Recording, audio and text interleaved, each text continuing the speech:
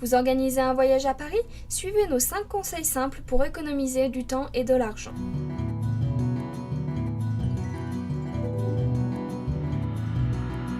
Le premier conseil est d'apprendre quelques expressions de français. Alors que presque tout le monde parle anglais aux attractions principales, commencer une conversation avec un simple bonjour peut vous permettre d'être mieux toléré par les Parisiens. Personne ne s'attend à ce que vous parlez le français couramment, mais l'effort fera la différence lorsque vous demandez votre chemin.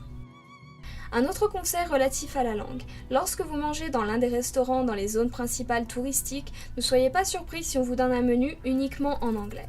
Et si vous n'avez pas de chance, le menu en anglais sera probablement plus cher que celui en français. C'est pourquoi nous vous suggérons de manger dans les restaurants hors des sentiers battus. Si vous ne parlez pas la langue, vous tomberez probablement dans l'un de ces pièges à touristes.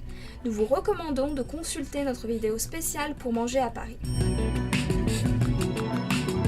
Le prochain conseil est de choisir un hôtel qui est situé à côté des attractions que vous voulez voir absolument pendant votre séjour.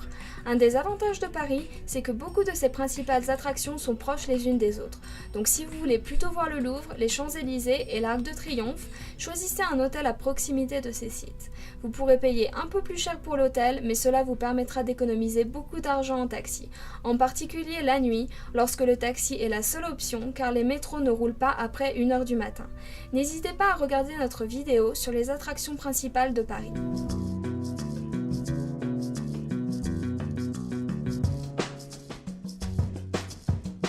Certaines personnes ne seront peut-être pas d'accord avec ce conseil, mais pour ceux qui ont un temps limité à Paris, nous vous suggérons de ne pas aller à Versailles.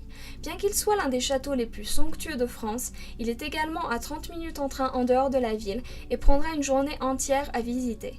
Pour ceux qui ont le temps et qui veulent visiter Versailles, nous vous recommandons fortement de planifier votre journée à l'avance. Visitez notre site internet pour en apprendre davantage sur la planification de votre journée à Versailles.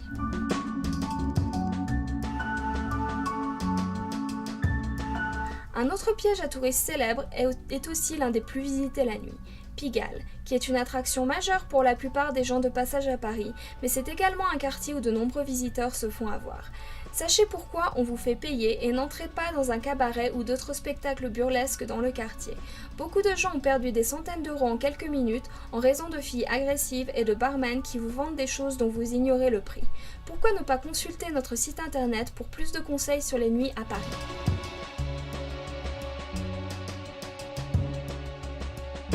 Si vous voyagez à Paris en haute saison, pensez à réserver vos billets pour les attractions principales que vous souhaitez voir. Les temps d'attente pendant les périodes de pointe peuvent être très longs et en particulier pour monter en haut de la Tour Eiffel. L'attente peut y dépasser 4 heures. Consultez notre spécial Éviter les files d'attente en ligne afin de maximiser votre temps et votre budget. Envisagez-vous de voyager avec des enfants ? Vous cherchez quelques conseils shopping? Vous voulez en savoir plus sur les attractions que cette ville a à offrir? Découvrez nos idées spéciales dans nos vidéos Paris sur videtour.com pour organiser vos vacances.